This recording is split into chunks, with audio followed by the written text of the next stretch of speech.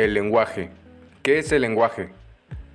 Llamamos lenguaje al sistema de comunicación que combina símbolos, tales como palabras o signos gestuales, conforme a unas reglas concretas para crear algún significado.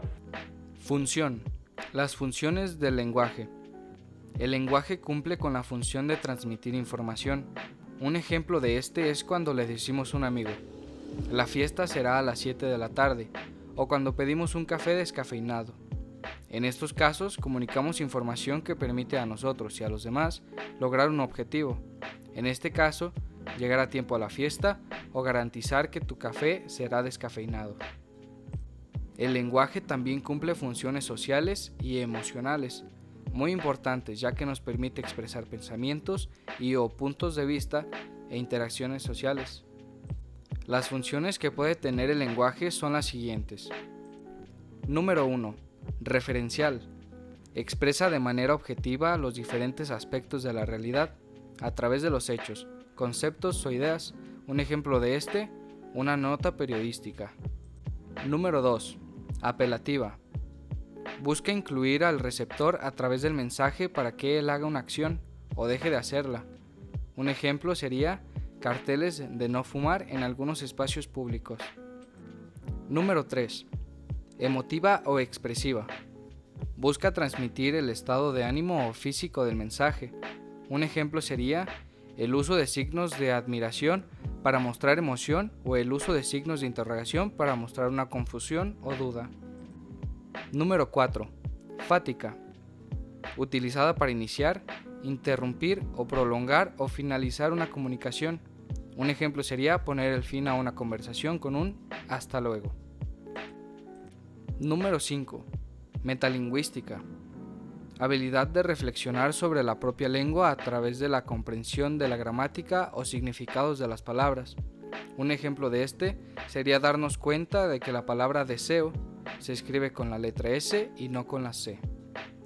Y por último, número 6. Poética o estética. Altera el lenguaje con el objetivo de provocar emotividad o sensación de belleza. Un ejemplo sería los textos literarios o poesías o novelas. Las características del lenguaje. Damos por hecho el lenguaje porque es un proceso cognitivo automático, es decir, es algo que practicamos continuamente en nuestro día a día. Este nos permite realizar otras tareas simultáneamente, tales como caminar, cocinar o hacer ejercicio.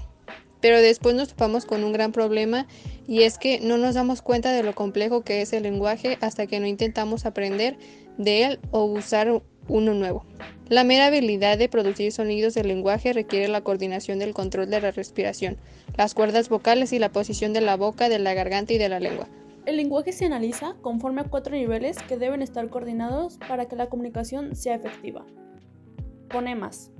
Estos son los sonidos del lenguaje. Los morfemas, que son las unidades pequeñas que dan significado al discurso.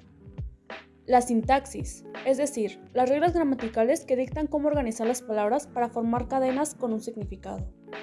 Y por último, la información extralingüística. Son los elementos de la comunicación que no forman parte del lenguaje, pero que resultan esenciales para interpretar su significado, tales como expresiones faciales o el tono de voz. El lenguaje se puede dividir en 2 tipos. El primer tipo es el lenguaje verbal. Es aquel del cual se requiere el uso de palabras para la comunicación.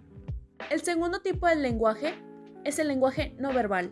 El lenguaje no verbal es aquel que utiliza recursos como imágenes, expresiones faciales o posturas corporales para crear un mensaje. Está más que claro que el lenguaje es mucho más complejo de lo que habitualmente imaginamos. El éxito de la comunicación depende del contenido del lenguaje, el entorno social, el comportamiento no verbal de los hablantes, el conocimiento y la capacidad de razonamiento de los interlocutores para rellenar los huecos y comprender el material lingüístico.